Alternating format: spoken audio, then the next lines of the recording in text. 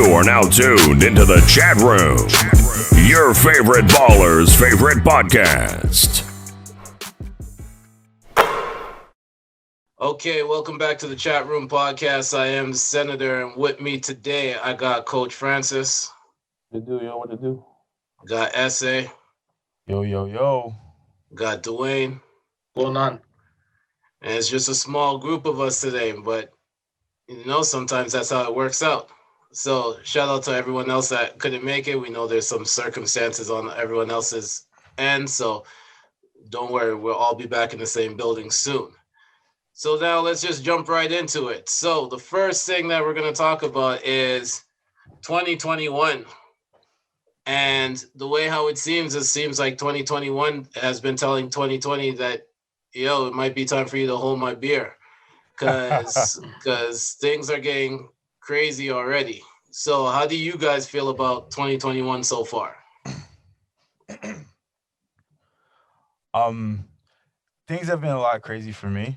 I can't go into too many details, but I ended up on the front line in this fight against COVID and the pandemic. And it's like, I think if it wasn't for 2020, I probably wouldn't be as prepared to kind of deal with this as I am, right? So 2021's been crazy. Like sometimes when I'm out of it, I took a look back, I'm like, oh, is this really happening right now? But I think it would be more of a shock if I didn't go through the trial and training that 2020 kind of brought with it. So yeah, I've definitely been crazy, but I think we're at a mode now where we all can kind of handle it now, That's true. Dewayne, Coach. Yeah, honestly, for me, to put it bluntly, I think 2021 has made me hard. Pause, because I've already had COVID last year. Like I pretty much everything hit me in 2020. So I think I'm mentally prepared, physically prepared going into this year. And it's at this point, it's just kind of this year is just what I'm able to make of it. I just have to be optimistic about what's going to happen this year. And as everyone knows, I'm in a relationship now, so I mean I'm looking forward to that for the rest of the year. So yes, I mean, boot up. Yeah, so I mean, I'm going into this year a lot more optimistic, a lot less miserable too. Definitely. Coach. I mean, kind of indifferent. I'm looking forward to certain things, but I'm here, man. It's just another day, man. Another day. All right. So let me ask everybody, what's the craziest activity you've ever done? Ooh, craziest activity I've ever done. One quick sec though. Coach, isn't a toque supposed to cover your ears? Why is that wearing a toque so high for, man? I always do because That's the style. I always do, man. Oh, you like cold earlobes. I get it. I drive, man. So Man loves the movie Juice. the cold hardly hits me, man. I'm good, man. All right, my man. Just had to point that out. No worries. So yeah, back to the question. What's the craziest activity you've ever done? Keep it PG, yo. The craziest activity was when I was at this was years ago. I was at Trenton Air Base for training when I was an air cadet, and we had to do like a little survival thing, and I ate a squirrel. That's probably the craziest thing I've ever done. Did you say ate a squirrel or hit a squirrel? I ate a squirrel. Okay. You ate a squirrel? Mm-hmm. Does it taste like chicken? Over that. It tastes like tough meat, like venison or veal or something like that. It tastes all right, but I was hungry, so you gotta eat what you eat. When you're doing survival stuff, trust me, you'll get hungry. You'll eat anything. I'm telling you, you will. I don't even know what to say to you. You can eat grubs too. Those are good protein, but I never had no grubs. Oh my gosh! So did you come up with a recipe for squirrel curry? No, don't do that, man. That's not a thing. So there was no seasoning. It was just the dead squirrel cut up. Just gotta cook it, and that's it. No seasoning, just meat. It's meat. Just all right. Just straight protein. Yeah. All right. Tasted good. I'm glad to know if I'm ever in that situation. Scroll. It's Scroll's the possible. way to go. They're edible. Oh boy, and an air cadet too. I didn't even know that. Yeah, that's pretty cool.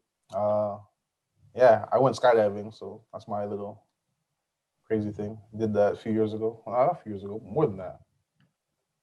6 years ago in Toronto. So yeah, that's probably the craziest thing I ever did. Did that change anything in your life? Jump out of a plane, man. That was the craziest thing. Who told a black person to jump out of a plane? Damn. While it's moving. Yeah. But yeah, did you feel like any different way about life? Like, did it add any perspective? Not really. I mean, like, the scariest moment of that whole thing was just going up in the air. That was the scariest moment because, like, you're in this little rinky-dink plane. Can only fit like three people in the plane. It's shaking the whole time. And then when the door opens up, you're like, holy shit, I'm really up here. And you realize, like when you're up there, like, you don't, like, the plane doesn't feel like it's moving that fast. But when you open the door, you're like, damn, we're actually, like, moving. And then when I jumped out of the plane, I was like, I wasn't even scared. I was like, okay, well, I'm going to get down to the earth one way or another. So I might as well just enjoy this last 7 minutes or 8 minutes, whatever. So just enjoyed it. But it was nice. It was actually surprisingly quiet, bro. Like, you don't hear nothing up there. Like, it's actually, like, serene. I understand why people would do that for a long time, like for like years, because when you're in the air, you don't, like, there's just like dead quiet. You can just look at everything. It could be peaceful, but then if you don't like quiet, then it could be very traumatizing.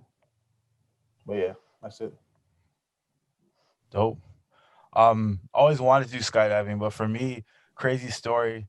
Long story short, I went snowboarding. I go snowboarding every year except for this year because all the hills are closed and the ones that are open, you're only gonna get one run in a day. So, but when we were in Montreal, at Mont Tremblant, and I dropped a very expensive glove. Well, not expensive, but like, I didn't want, like, snowboard gear is expensive, so any little piece you don't want to have to buy again. So I dropped my glove off the ski lift, but it happened to drop on a double black diamond.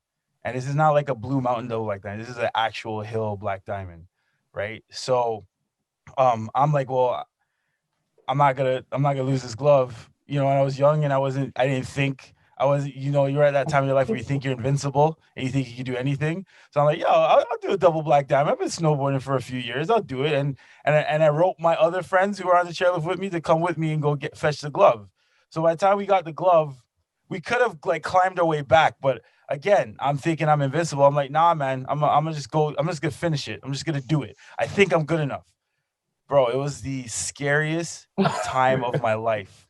You know what people say, your life flashed before your eyes? My life was a movie before my eyes. It didn't flash. I was, bro. And then it's so bad that I was afraid to try to carve, because you hit one mulligan, you hit one slip, you're going to, like, fly, and then that's it. You're going to wake up at the pearly gates. Damn. So I just said, let me just go straight and just hope for the best. Then I hit this little hill and I'm flying. Like, I fly and I land. And I'm so ecstatic from landing that I start to wobble and I fly off and fly face first into a huge snowbank. Thank everything holy. That was a snowbank there. I would have been, like, splatter.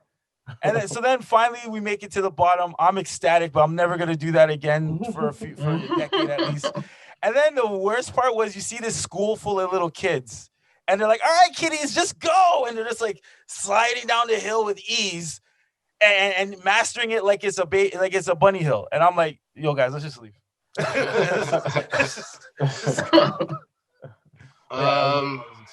Senator? For me, I couldn't decide, so I'm just going to tell you guys all three. So, one was flying on air transit. I will never do that ever again. That was the worst experience I've ever had in my life. Like, the plane dropped 10,000 in depth instantly. Like, once we got to the peak height, and I was like, okay, nope, never again. And that was just a flight to Toronto. So I'm never doing that again. Second one was probably when I was a kid. My dad got this guy, our friend, to drive me to school. and it started to pour rain, and he couldn't see out the window. Like, it was that heavy rain. And he, instead of him like pulling over to the side, he kept his foot on the gas, but covered his eyes. So then I lean over, because you remember how they used to have those like racing car games where it had the steering wheel and it was like the one-off thing. It was just like a red thing and it had the steering wheel. So I'm there driving like this, holding the steering wheel like this. I don't know how to drive. I was probably in grade 5. And then he opened his hands. He saw that my hands were on the wheel, and then he took over. Or it would be hiking in Calgary. I went on a hike, my second hike in Calgary. I went to the top of the mountain, but I didn't have the right running shoes on. Like, I didn't have the right shoes on. But someone told me I could just wear the same shoes I wore to my hike that I did like the week before. And once you get to the top of the mountain, it's so slippery. And I saw this rock just roll down the hill, and I was like, yo, that's going to be me if I don't hold on to everything for dear life. But I'm seeing like all these other people just passing me easily. Like, they made it look, it was like the students snowboarding for you.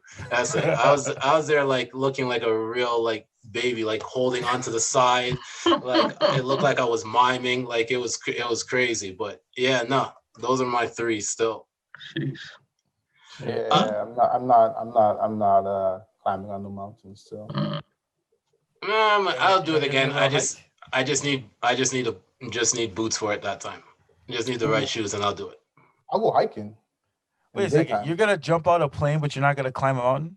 Yeah, I'm not doing that.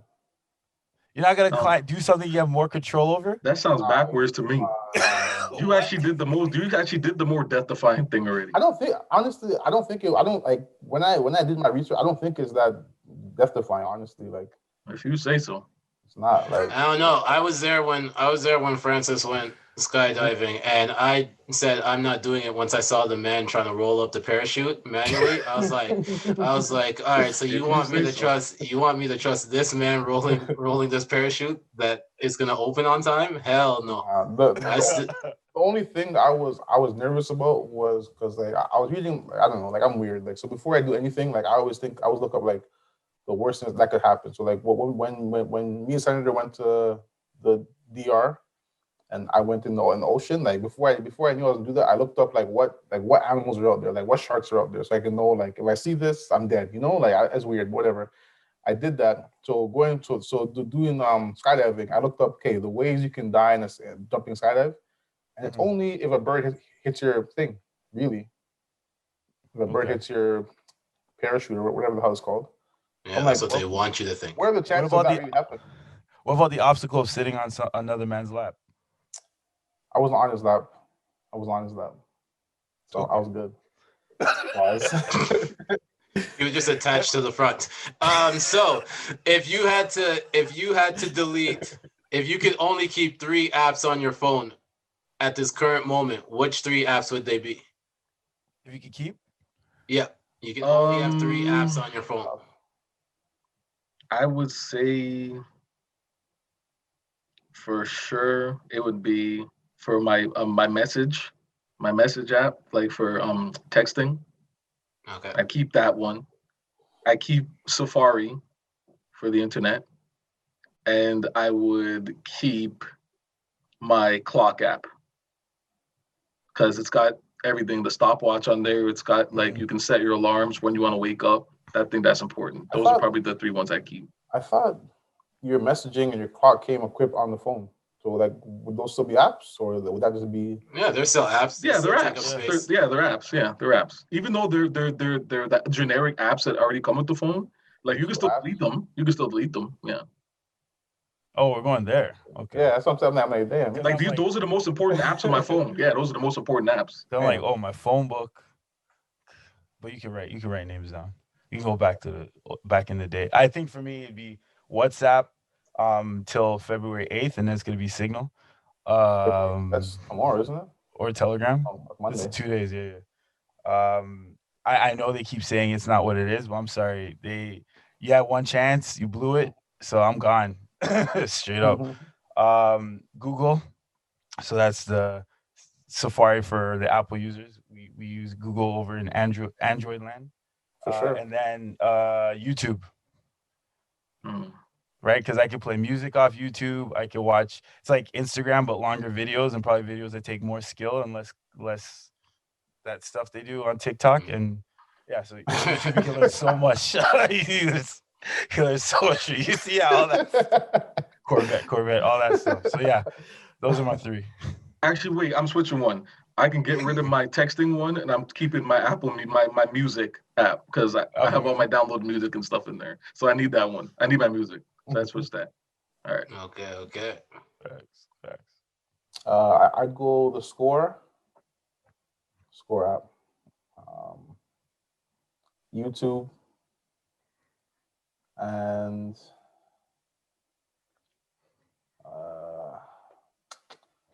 this new Bitcoin app that I've been shown. So Like got you. Coinbase? no, it's not called Coinbase. That's the one I have, It's something else. Coinbase. But this new Bitcoin app, just because it's something that I'm not really versed in, but I've heard a lot of information about it, so I'm interested in it. So, and it could pay out eventually, maybe, possibly, probably not. But yeah, those would be my three right now. All right. Senator? Mine would be my phone app, so I can call people. Plus, it also keeps your contacts and everything in the one thing. I don't call it damn. So my phone app, probably my Wealth Simple app. Yeah. And probably Podcast Addict, just because I'm subscribed to a lot of podcasts on there, and now that the chat room's on Podcast Addict too, so I can have all of them on the same feed, right? So that would be that would be my three, to tell you the truth. All right, so let's pick up some energy, because SA looks like he wants to argue a little bit, and yes, I've been waiting for the controversy and the drama. Yeah, I feel like this is what needs to happen. So over this past week, it's been a very interesting time. This is an episode that we should have had Dane on, because then especially last night. This first topic will be interesting. So they lost to the Wizards. Mm-hmm. They beat the Clippers, and then lost to the Raptors last night. Without OG. That is true. So and with Baines playing horrible. Wait, never mind. Oh, you playing?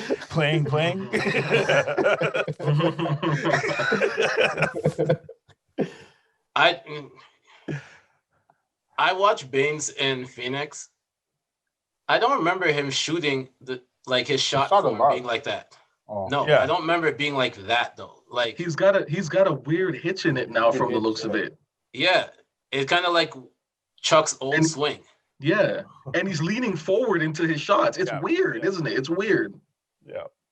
Yeah, I don't know, but yeah, what are you guys' thoughts of the up and down week for the Nets? Yeah. I thought that everything we said was going to happen is happening. That's exactly. I mean, nobody's shocked. That Washington game, I mean, that was a real that. I mean, Beal comes down, hits a three, and then what's his name? Harrison. What's the white dude's name on that stole the ball? Gary Harris or Gary Harrison or something like that. I think his name. But he gets a steal off the inbound. No Harris passing the ball. He didn't steal it. Yeah, I know. Harris passing the ball, bro. and then passes to Westbrook, and he hits a three. Like, how does that happen? That's a big thing with the Nets. It's the defense. That's their biggest drawback we've been seeing so far with the Dewayne, I just want to ask you this. Are you asking how does it happen that the steal happened, or how does it happen that Westbrook hit a three? No, it can go either way. Hey, that's crazy. It can actually go either way too, because he was cold from three. Like, everyone's like, no, and everyone's like, oh, okay, yeah. He just missed a three badly, like maybe a minute earlier than that. Oh, yeah. Mm-hmm. So people would look like Bradley Beal was looking at him like, no. And he's like, oh, yes. And then he was happy. So I mean, that was a really up and down He game. was That more was a shocked tough than happy. loss. Yeah, I was like winning. shocked. Yeah, More shocked. but yeah, it's the defense for me. That's really what we've been seeing with them. It's just a For sure. drawback for them right now. Didn't Baines hit a 3? Might have shit. Yo, OG spin move was actually unlocked. Like, I mean, not OG. Siakam's. Yeah, it worked out. Nex's problem is they think Jeff Green is their defensive stopper. Yeah, that's their problem. You think that they need to realize that they have the wrong Green for that purpose? I think so for sure. I mean, the NBA is a small game, and Danny Green, as I've been saying in the group chat, like if I was Brooklyn, I would rather Danny Green because I know what he's gonna give me every night. Oh, I didn't mean him. I meant Draymond. Oh, for sure, easily, for sure. Jeff Green, like he's a good guy to have on your team. Like he's a good teammate. Like he's very similar to Nick Collison at OKC, and he's like one of those guys where he's not going to lose you the game. Like he's not going to make like boneheaded plays. He's a professional, but he's not going to make plays to win you the game. He's just there to fill a void. So if you have him as your 9th, 10th guy on your roster, you're fine. And he's there for ball movement too. Yeah, but Nets have them.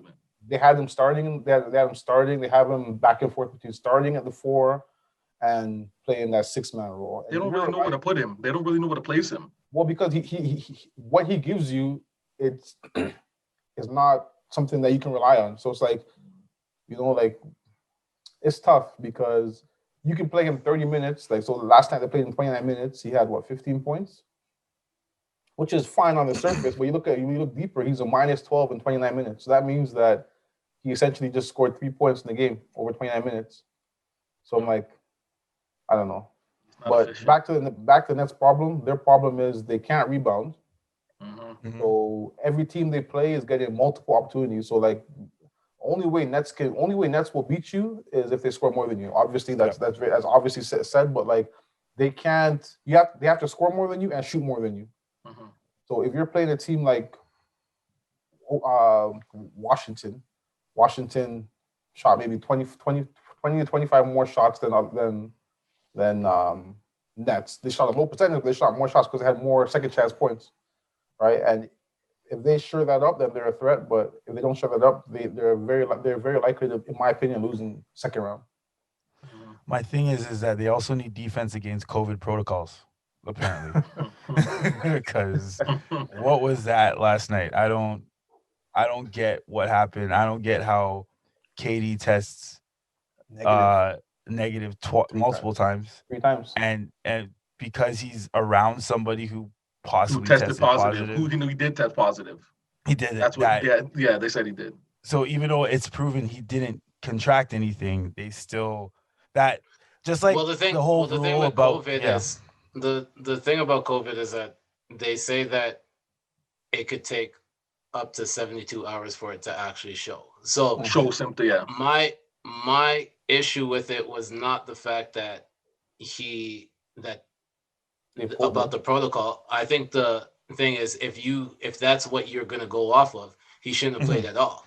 Yeah. Because then if it's going to take 72, if it could take a potential 72 hour for it to actually, the test to actually show, if they test again in 3 days and it comes out positive, then that means you put everybody that was on the court that played with KD that day at risk, right? Facts. So it's either you're going to let him play or you're not going to let him play. It's not you're going to let him play and then pull him in the third and be like, oh, no, you can't play now because of protocol, right? After like 20 minutes. Because after from that same protocol, then the Raptors should also get quarantine. The Nets get quarantine, and both of them are playing today. So it's just you can't. That's a confusion.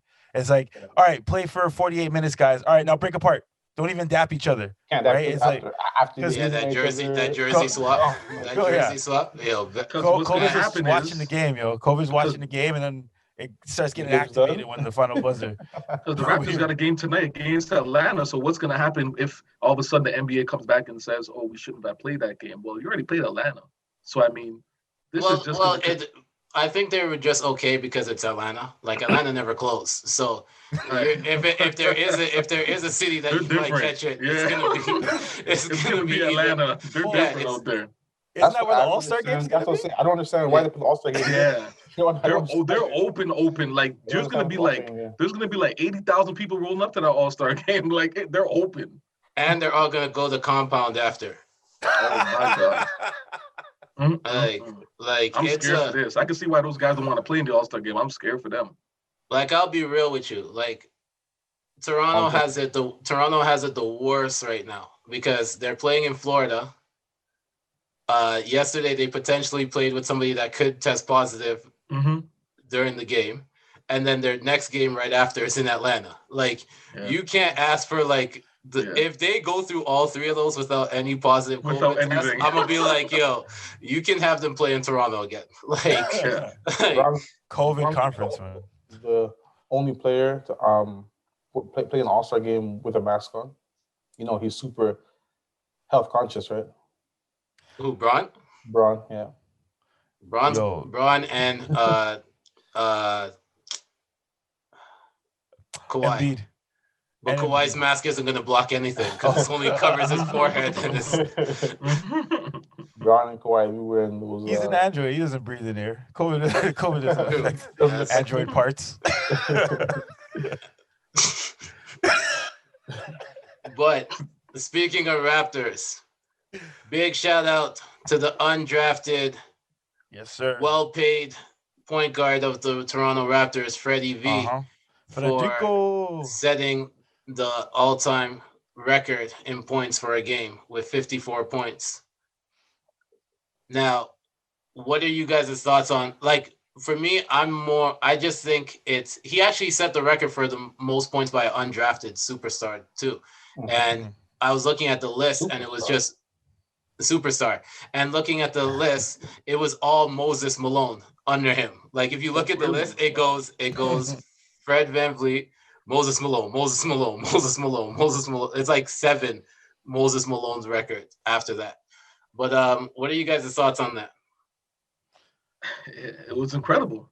I mean, we've seen how Fred VanVleet shoots the three. We've seen him in the playoffs last year. He's been pretty consistent 3-point shooter in this league in the past, I would say, year and a half. And it was really good to see him. It was just the efficiency. I think I was more blown back with the efficiency of that game. I think he was 9 for 9 from the free throw line, and it was 11 for 14 from three. Like, and you're getting, and it was, and I think how many? I can't remember how many shots it was. But I think it was a fewest amount of shots up there. Like, I think it was 20 something shots, like a low 20, like 20. I think he had the highest efficiency when it came to field goal percentage. Exactly. I think it was something like 71%. Yeah, like that efficiency was just, that's what blew me away, because you have guys like Bradley Beal and all those guys who were getting those numbers, but they're not. It's the efficiency where you're not really seeing it. Like, it's the amount of shots they're taking. Westbrook's, all these guys, they take a lot of shots to get that 54. But his efficiency, that's what blew me away. It was really, really good to see. And I was just proud of him for doing that, for beating the record, because that record stood for a bit. DeMar beat T. Ross, and the record's, it's been there for a while. So it was just good to see a guy like him, an undrafted player, that these guys come from the G League and they bust their ass, and they're coming into this league and no one is really, I mean, that's what they always say. They bet on themselves. And that's what these guys are doing. That's what he's doing. He's betting on himself. And he's reaping the fruits of his labor. I fully agree. I think ever since he had his kid in the middle of the championship run, he's been just like proving his worth. Thankfully, he's one of the Raptor players who gets a max contract and doesn't disappear right after, but actually increases his workload, increases his value. And he's also proving, because I remember one of the biggest issues I had in the bubble playoffs was the last game we had where Lowry fouled out, and it was kind of on Freddie to take the final shot that could possibly win the series. And, you know, he kind of shied a bit from it, but it was also like, it wasn't a great play to begin with. But seeing him now step up more into that taking over role, leadership role, being a kind of like a lieutenant to Kyle Lowry, and then kind of stepping up and being a bit of a floor general when Lowry sits off. That I respect. Like, he's really showing, like, giving him that contract was probably one of the best decisions that Masai made in the offseason. So big shout outs to him, and that's really dope and straight for like Toronto and Raptor history too. Mm-hmm. Coach. I will say that I don't think that the decision was a hard decision to sign Freddie V. It was just give him whatever he asked for. Now, the only thing I didn't want him going to New York. The only thing was, were they able to pay him as much as he deserved or as much as he thinks he deserves? So like New York, Orlando, Chicago, those guys had more money to offer him. But I think Raptors or Masai was able to give him just enough of what he felt like he needed, whereas Knicks would have gave him like 100-something plus mil. They would have overpaid. Way overpaid. At least $20 million. Yeah. But going back to the performance, I think it was good for him, good for the league, good for the Raptors. But a part of me also thinks it's bad for Raptors now, because I think even like their last game, like I just feel that they're gonna fall into a trap as they fall into with Siakam, like putting their eggs into the basket of Freddie, and him not panning out, him not working out at the end. I don't know. Like I'm very cautious with getting excited for Raptors. I would agree with you if it wasn't the fact that Lowry's there, right? Like Siakam could do what he did because Leonard was there, right? Kawhi was there, and once you remove Kawhi, we all know what happened. You're exposed. I think because Lowry's still there, it's not it's not like all the pressure is now put on him because of he's shown what he's capable of. I think it's still like, for example, last night he wasn't having a great shooting night, but Lowry was like unconscious. You know what I'm saying? So it's because that dude on the net start beaking off at the mouth. Poor guy, man. Was it Bruce Brown, the next defensive stopper? Some people just gotta realize that there's some people you can talk to and some people you don't. And there's some people that take that challenge on and some people that don't. So over the past week, we've seen a couple people try to talk to Kyle Lowry. And after that, we're on a 3-game win streak. So it's just very interesting and it's even goes with like when you play street ball, when you play pickup, when you whatever. There's always that one guy, if you talk to him and you set that person off, it's buckets on your head. Like you're not scoring, it's buckets on your head. So like he made the mistake last night to try talking to Kyle. Like Kyle was just an old guy. And Kyle took that thing and took that challenge on. And in that fourth quarter, he was going off. Like he was going for rebounds. He was lighting them up from threes, taking charges, getting steals, making the smart passes. Fred hit that crucial 3 at the end. Like it was just 1 for 8 3. Yeah, like you can't ask for a better timing though. Better timing for that 3 to drop. But we talked about this earlier, so let's talk about it now. Let's talk about the All-Star game. Right. All-Star game, I think they said they're potentially scheduling it for March 7th, I believe it is. Yeah, you're right, March 7th. In Atlanta, because everything's gonna be in Atlanta. It's probably gonna be like a Tyler Perry production too. So, what is some of your early? Sorry, Medea. Exactly, Medea's gonna come out of retirement for this one. So. Before we get to the potentials, what our early guesses on who the starters will be, who's going to be the rapper to announce them this year?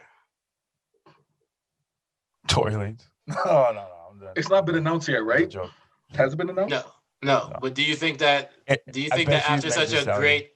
after a great performance of Common being able to rhyme Giannis's last name, that they'll bring him back and just make him the permanent like rapper to announce all All-Star starters? I doubt it. I honestly have no clue.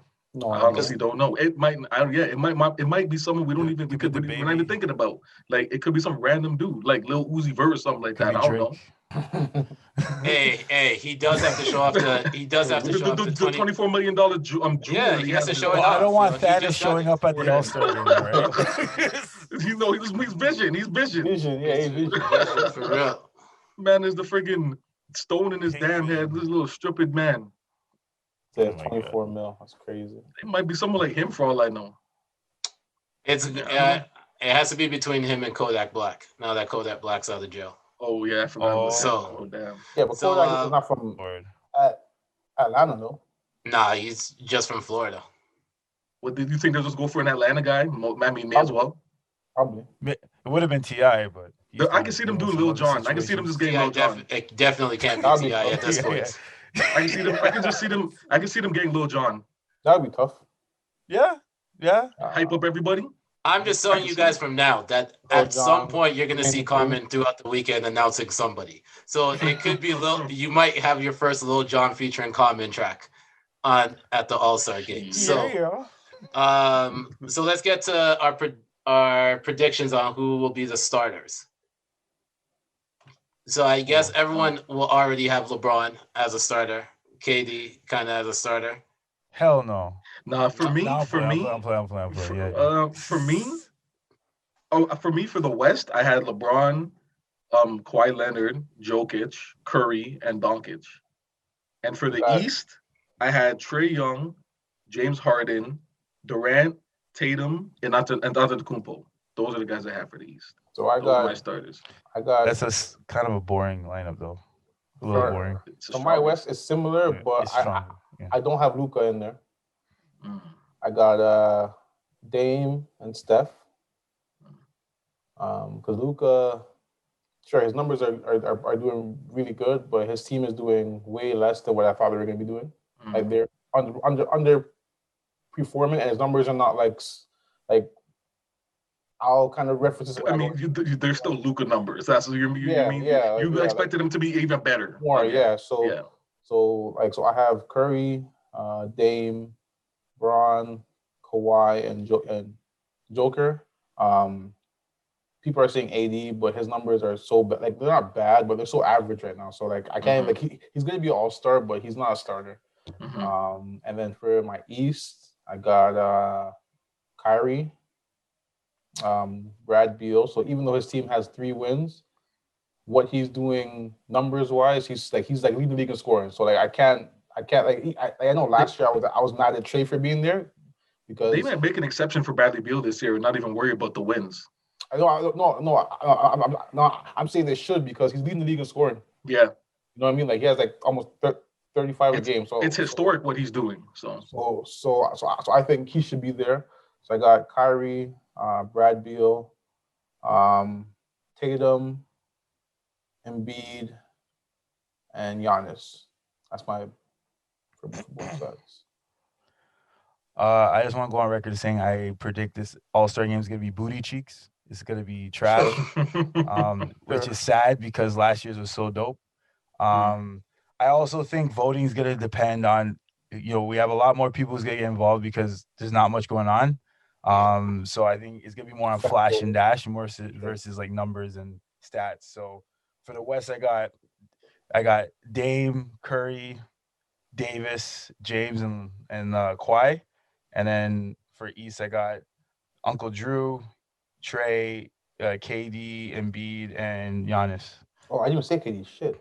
Take out Tatum and put KD. I'm surprised you didn't put KD. I'm like, you didn't say KD. Yeah. I was tripping. That was you think the protocols will go into All-Star game?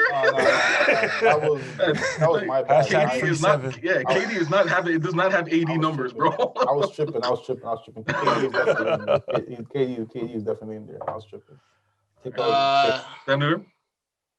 For me, from the East, I have Harden, Beal, KD, Giannis, Embiid. And for the West, I have Curry, Luka, Kawhi, LeBron, and I couldn't figure out who I had for that for like the last open front court. It's either Joker, You don't have no Joker? PG, or AD. That's pretty much it. Yeah. Because here's the reason why I didn't have a fifth one, right? Because I think that fifth one, because it's fan votes, it's so much different. It could like You throw in PG. the fans hate PG. PG, I mean, Joker's the one that I think that deserves it the most. Yeah, he does deserve it. I'll put him in there, but I don't think he's gonna win out in fan vote to be up there. You don't think so? That's what I said. So then, if he isn't getting in for fan vote, then it's gonna be 80. Yeah. Like that was my only thing. But I do like what Joker said when he was commenting about LeBron, and he said that he doesn't think that LeBron ever had as much hops as him. Yeah, Cheeky. He's I like him. He's a joker. I like him. Joker. I really like that guy. Sure. He's LeBron's Batman. He's a joker. One of the guys who played on our state team this year. He actually so he's from Serbia. Him and his brother. They both actually played with Joker when he was younger. Kind of cool. Like they both they're older than him, but they both played on the whatever club team that he was on the year above. So they got to see him in the gym, his little chubby self in the gym and stuff. So so they're pretty intertwined with him, whatever. So it's pretty cool. Yeah. All right. Did they verify that he's correct? Does he have more jumps than LeBron? Nah, he couldn't jump over a friggin' pencil, bro. So he's sucking hopscotch. Okay. So let's get to this next thing, because SA's already segued into there saying that this game is going to be booty cheeks. So what do you guys think that there should be a game? For me, I mean, I believe it was last night. Chris Paul even came out and said at this point they're just going to try and work with the league, but it should be about what the players want. He's saying like we need to kind of really listen to the players to see what they want in terms of even having the All-Star game. Because what I'm hearing around the league is a lot of these guys are not happy that it's going on. They don't. A lot of these guys don't want to play. It's almost like a friggin' Donald Sterling plantation kind of feel, because prior to them agreeing to having the season, like coming into the season this early, was them having the belief that they wouldn't have had an All-Star game. So you have like, for instance, you have Braun and AD who had a 70 after winning the championship, had the shortest break from season to season from winning the championship, 71 days, and then so you rush them in, and then they're probably both gonna make All-Star games, so they're both gonna be out there playing All-Star games. So they're not gonna have no time to recover or rest, and you're basically jeopardizing those guys, their health, their future of the NBA for what? Right? Just give those guys, like, if anything, what they could do is do the same thing that the NFL is doing. But do you think that that's where they think that there's a problem? So I'm going to put it in a different type of perspective, right? So do you think the thing with NFL is, as the season was going on, they opened up for fans to enter. So even though they lost and next year for NFL, their salary cap is dropping a lot because they didn't get the revenue of having to sold out stadiums. So do you think that they're looking at this as an opportunity for them to, it's not a huge recoup, but they're trying to find a way so that they can maintain the same salary cap area that they're at and not have a major drop like thing? Because then Atlanta, you can sell out the stadium, you can sell the arena out, like it's open, right? So this is their way of getting money back in. That is definitely that. I get the motivation, but I think you promised the players as a stipulation to starting the season a month earlier than they originally thought, was that there would be an all-star break. The time when a 2-week break. First, right? First it was to be 10 days. And then they said, okay, you know what, we'll cut it to 5 days. and now there's no break. I was like, no break. And Crazy. as much as I'm usually on the opposite side of the fence of this guy, LeBron James is the benchmark for the league in this era right now, right? He is your guy, right? I'm not saying to cater to him, but I'm saying that you need to consider his well-being because if LeBron goes down, you are going to have a bigger problem on your hands, right? I look at the way they're handling this. I don't know if you guys remember that scene from, ironically, Space Jam, when they were negotiating the deals of the game, that what would happen to Michael Jordan if he lost. That kind of what it feels like what they're doing with LeBron, right? It's like, all right, we just had you save the season in the bubble. You won, but all right, now come fast. Go through 71 days, okay? We'll give you a break. Don't worry about your health. We'll give you a break, even though you're 36. It's okay, all right? Oh, now in the middle of the season, and remember, we were expecting him to have less usage. No, he's going. He's high. Yeah, he's high. Going. He's like, because he's like top 5. I think top 3 in usage per game. Yeah. In his 18th season, but with the idea that I'm going to get 2 weeks off, right? In the middle of a pandemic that caused KD not to play. So, and now all of them, that's out the window now, and it's kind of like, let's just use more juice, and I don't think that's fair. I don't disagree, and I don't think that there should be a game. Don't think that me bringing up the other side points means that I believe that there should be a game. I don't believe that there should be a game, but if I was one of the lower end players, like lower salary end players, and my salary, and this is the year when I have to negotiate my salary, I'm gonna be upset if that salary cap drops, and now I'm getting, if I prove my worth, and I've looked at some of these bums that, and I'm not saying that I'm calling them bums, but I'm saying in the league, you looking at that person like, that person got a 4-year, $80 million contract, but if the salary cap drops, and now you have to sign like a NHL type contract where it's like 5 years, 20 mil instead, right? You're going to be like, how am I getting paid so much less than that person because of the salary cap? Like I kind of look at it from both perspectives. I don't think that there should be a game. But if I'm also a player and I know that my contract's coming up, I want you to do whatever it takes to save our salary cap to where it is at this point. So when I need to go cash in, I can go cash in. You know what I mean? So it's such a weird year based off of that. Because we're gonna see it hit the NFL next year. We're gonna see it hit the NFL crazy next year. I mean, they can still recoup money. Like if the season, like if your product is good and your product is good for a long period of time, you're gonna recoup money. So as much money as they think they can recoup in Atlanta for that one game or for that weekend, they can recoup similar to that with the year going on, and then as the year progresses, you open up the gyms a little more. So maybe you have. But that's not on them though. That's on the governors each state. So the state controls that. This is an opportunity where they can control the narrative of what they can do, because that's the one place that's actually they're completely open. Florida even still has a little bit of restriction on how many fans can be in the arena.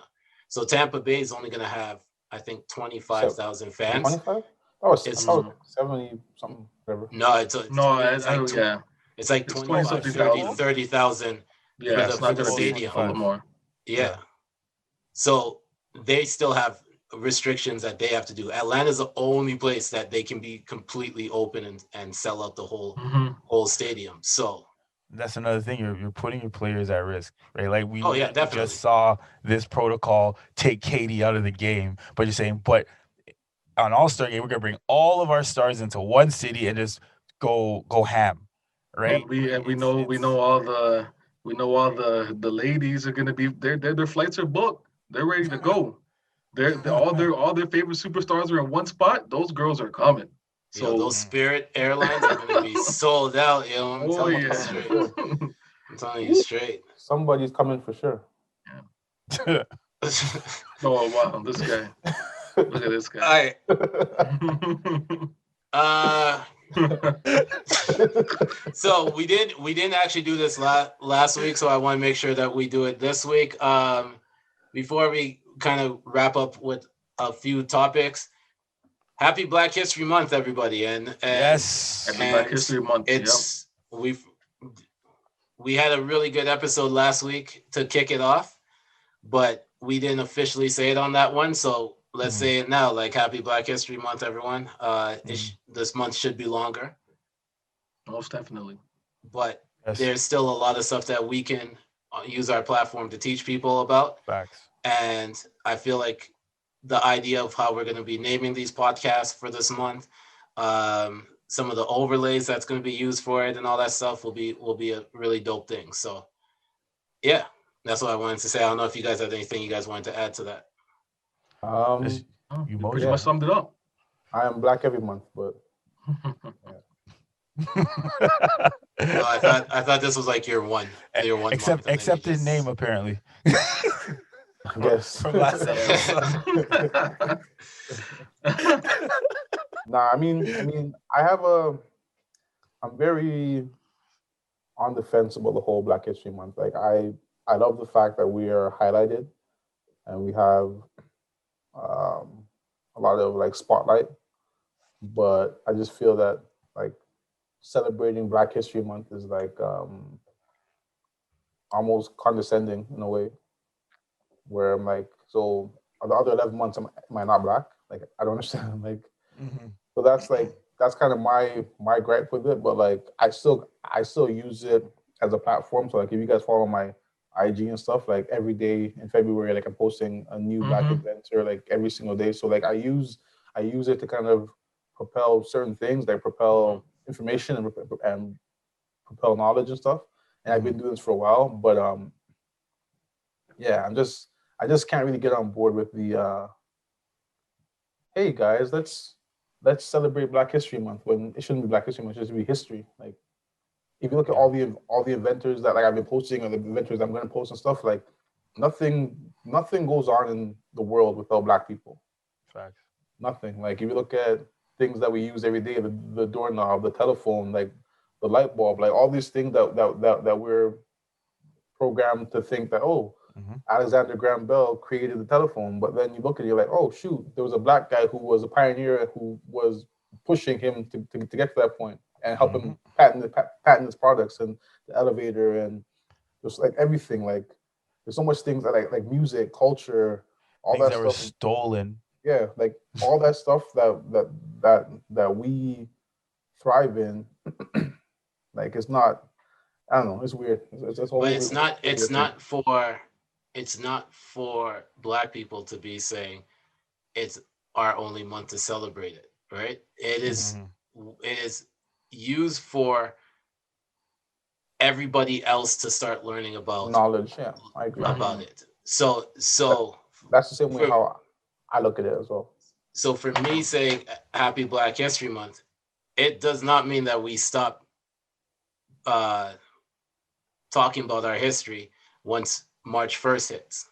But it's one of those ones where, for those that are, because we have a multicultural audience, so those people that are in there that listen to us on the regular and support us and are actually wanting to get more knowledge on Black history and stuff like that, it's more of a celebration of them for still being a part and being open-minded and being inclusive and being willing to listen to a podcast that is that I think we've only had black guests on here, or we've only had black co-hosts on this platform. So they could come in here and be like, we're not being inclusive to everybody, but they understand and they still rock with us. So it's more for them, not for us.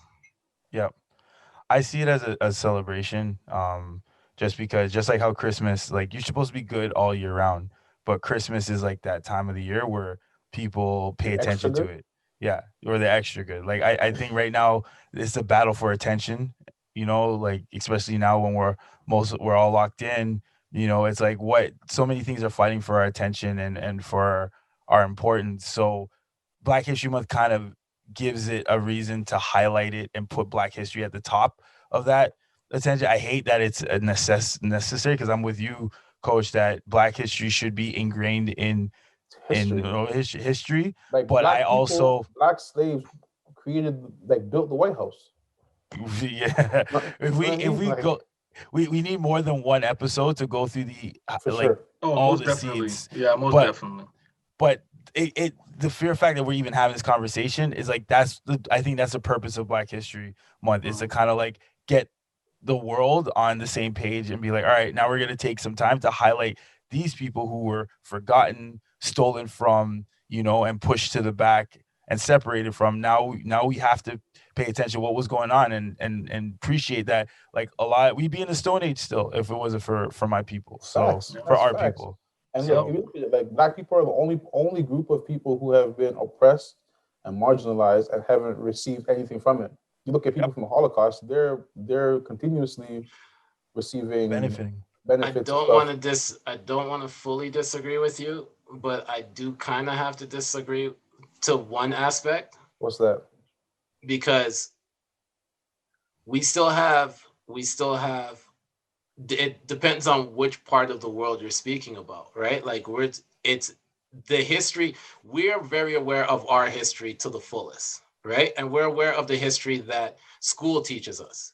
But there's still so much stuff when school teaches us things that they leave out. They omit a lot, yeah. For example, Irish people were heavily enslaved and don't get the benefits like Jewish people from the Holocaust. So there's so much stuff, and we always talk about like, and it's true, we don't have the same rights as everybody else, even though it says that we're supposed to have the same rights. But what 2020 has also taught all of us, I hope it taught all of us, but it definitely taught me, and I spoke about this on the Not So Soft, was that in the police writings in the States, it doesn't actually say that their job is to protect and serve. Really? In their actual lines. Down to it, the whole police system is a sham. The whole police system was built off of wrangling slaves. Slaves that were running away, runaway slaves. They wrangled runaway slaves. So the reason why I brought that up is because it's the tagline that everyone knows. So everyone goes, police are supposed to protect and serve. But in their actual guidelines, it doesn't actually say that. So we just have to continue to be knowledgeable about everything that we do when we move forward. And once we get information, relay those correct information, not incorrect information, but correct information. And not just believe everything that's on social media, because it's easy to make a meme that's incorrect. It's easy to just quickly type up something on Photoshop and put it up and people spread it in like it's the truth.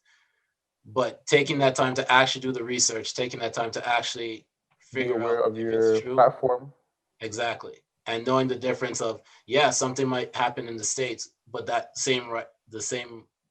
we have different laws than in the States. So being aware of the differences in that and stuff like that. There's just a lot. So during these times, I appreciate you guys. You guys are my brothers. I tell you guys that we do this on a weekly basis, but this is not our only way of communicating. We talk on the regular. This is a chance for us to celebrate us even more too. And shout out to our audience. Shout out to the people that has tuned in from the beginning, people that tuned in on the journey, because we just keep going. And as you see, y'all. Coach has merch on his head right now, so that means don't worry. So now we can actually start talking about the merch and the giveaways soon, like all that good stuff. But we're ramping up to have a great Black year and beyond. No doubt. Facts. Wakanda forever. So, Wakanda forever. So this weekend, and by the time you guys hear this, it has already passed, but it's time for us to make early predictions. So Super Bowl is tomorrow, and we got Tampa Bay with Brady and all the praises that Brady's been getting over his career against the young phenom, Patrick Mahomes, that has already won an MVP and a Super Bowl in his first 2 seasons. Who do you guys got? I gotta go with it's tough because it's one game. The thing that everyone loves about football and Super Bowl and NFL playoffs is that it's one game. So you don't have to be the best team to win. You just gotta be the best team on that day to win. Yep. That's Or that's the what, luckiest. Or the luckiest team. on that Shout day, out to right? the Giants. So if I look at the game, like Twice, though. the Bucks have the Bucks are the better team. They have the most B plus players. Like you go down the roster, they got all pro players, they got Pro Bowl players, they got like down the roster all the way down, right? But then you look at KC. KC has three players who are A plus plus plus plus plus. They have the three best players in the game. So they'll have the best quarterback in the game, they'll have the best receiver in the game, and they'll have the best tight end in the game. So I think in a game like this, your best players are the ones that are gonna win the game for you. So I think KC will win, but I'm not gonna bet money on it. So Yeah, I'm not gonna pretend like I know a lot about football. I'm not the biggest football fan or anything like that, so I can't back it up with any statistics or anything like that, like coach. But just off, like I know enough. Like I pay attention to what's going on. So from what I've been seeing, I really like Mahomes, and I think that Kansas City's gonna win this one. I think they it lost comes like 3 down. games in like 3 years. That's crazy. Who? Mahomes. Chiefs, they lost Yeah. like a total of like 3 or 4 games in 3 years. I think it comes down to their offense versus Tampa's defense. In the NFC Championship game, Brady played terribly, but his defense. Second half. And also, but if you want to talk about luck, that stupid play call by the Packers kind of is what sealed the deal. So yes, it is the best and luckiest team on that day. But I think when it comes down to the actual gameplay, it's going to be Chiefs offense versus the Bucks defense. Right? Unless Brady has like a wild game, that's what I see happening and The coming one down thing to. So who do you have winning though? I'm worried about. Okay. Chiefs for sure. My homeboy. Okay. The one thing I'm kind of worried about though, like the more I think about it, the more I want to pick the Bucks, is the Chiefs are missing their two tackles, their left tackle and their right tackle, all pro tackles, and the Bucks on their defensive line they got JPP, they got what's his name, Shaq Barrett, they got and Dominican Sue. They got players on their D line. So like if they're able to collapse the pocket, put pressure on Mahomes, it could make the game really, really, really, really interesting. But the good thing about Mahomes is that he's very mobile. So So here is where it seems like I got to be the other side for this entire podcast, but it's okay. Sorry, MJ. Sorry, Natasha, but I am going with the Bucks, and there's only one simple reason I'm going with the Bucks. Somehow, some way, luck plays in to every game with Brady. Facts. And it doesn't matter if it's a win or a loss, luck plays into it. So I just think that he just will happen to get lucky, especially because it's in Tampa Bay, and it's the first time that the home stadium will actually have its team playing in there. Mm-hmm. It's just I just think it brings a little different feel to it. So I'm going with the Bucks. I'm not super confident on it. If I was to put a bet on it, it'd probably be like a $10 bet because I'm not super confident about it. But like I said, I'll go with the Bucks, and also to be a little bit different on this podcast. I will say this: luck is what opportunity meets preparation. So okay. There was no preparation on that helmet catch by Manningham. There's no luck on Pete Carroll saying that Marshawn Lynch don't take the ball. We're gonna give it to Russell Wilson to throw. That was just horrible. But there was definitely luck. Malcolm Butler practiced that. He practiced that for like the whole week. He practiced jumping the slant for the whole week. And then when the time came, he prepared for it. He jumped it, saw the opportunity, got the pick. You know what was definitely luck? He got benched the next year. they were definitely lucky that Atlanta didn't kick the field goal. There's so much luck that goes into the Super Bowl, I tell you. And then Packers decided to kick the field goal. Yeah. So I don't think that's what lost in the game. I think what lost in the game is Aaron Rodgers not running, getting scared and not running. Yeah, Mm-hmm. I think that play lost in the game. Because even if they kick the field goal, they're still down 8. So you still got to go down. You still got to score. Still got to get the 2-point conversion. So a lot of things that got to happen. If Aaron Rodgers gets that first down, it was a coach versus player type call right there, and player got a little scared. But but you still give him the ball the 4th time though. Like for sure, yeah. You still trust that one of the baddest players in the game. So quickly, MVP. He is going to be the MVP of this season. Yeah. So before we end off, let's quickly discuss our civil rights Mount Rushmore. All right. So remember, Mount Rushmore is our only 4 people. 4. Don't be adding 6, 7 people on there. I'm gonna say this. Out the gate, like we all know Malcolm X. Yeah. All know Martin Luther King. All know Nelson Mandela. We all know those guys. But like for me, for like my biggest guy who like anyone who knows me knows that like I resonate with this person because I'm one of those like hard-headed, like get shit done, do what you gotta do. Like Malcolm X, Marcus Garvey, Angela Davis, like those people who are like on the front lines, like like like knuckle up, like I'm not gonna back down, like like those are people that I resonate with for sure. Marcus Garvey. So you named about 6 people so far. No. I'm not naming Nelson Mandela, MLK. I'm not naming those guys. Like my guys are Fred Hampton, Angela Davis, Marcus Garvey, and like I guess Malcolm X. Malcolm. You say those guys because they're on the front lines, and Marcus Garvey is very big on belief in self. And anyone who knows me knows that that's me. I'm very big on believing in myself and what I can do. So, facts. That's my quick little thing. That I got. All right. For me, I have to say I got to put Harriet Tubman on there. I got to put Rosa Parks. Got to put Malcolm X on there, and I was actually going to say Marcus Garvey too, just for what he did and the impact he's had for Blacks. Like Marcus Garvey for me as well.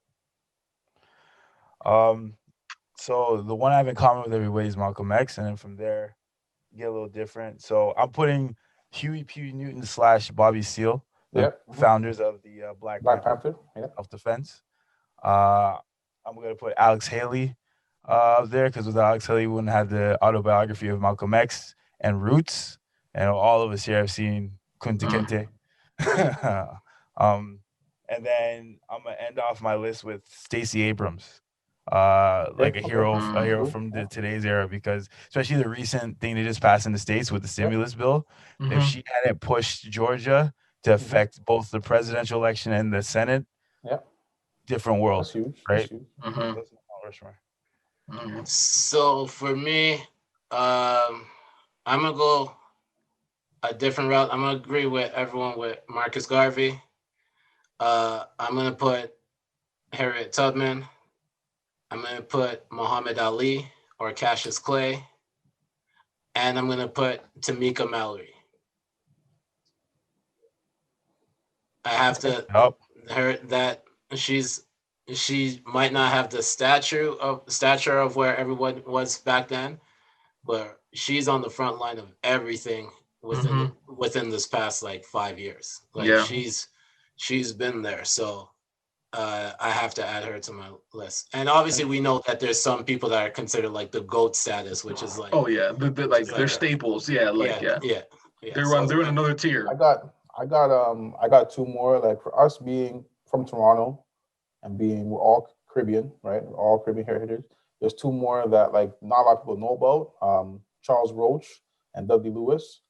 Like those 2 people, everyone who enjoys Caribana Those two Mhm. were on the front lines for kind of advocating for us to have that kind of festival in Toronto.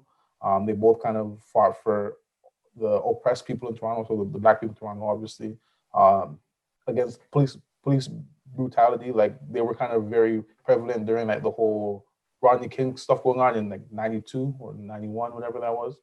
So if you guys don't know, and you guys are from Toronto, and you guys are Caribbean, look up those two guys for sure. Mhm. And Jamal McGlure. Does Oh, anybody come on have now. one more honorable Come on mention now. that they want to do for that one? Dr. Or J. Stokely Carmichael. I keep going on, man. so I got one honorable mention. That thing, John Lewis. Yes. So Yes. R.I.P. John Lewis, yeah. yeah, he's definitely up there for me. Hmm. So we've got to the part of the podcast where we get to promote our social medias and anything else that we're working on. So Essay, we'll start with you. All right. So my personal IG is the Pro Chatterbox, and then my podcast with Joseph, aka Baritone Levy, is Talks with the Chatterbox. Right now we're in our half season 1.5 called Yeah, the I Quick gotta Chatter join Talks. one of them. I gotta join one of the quick chatter Yes, talks. I'm yes. telling you that.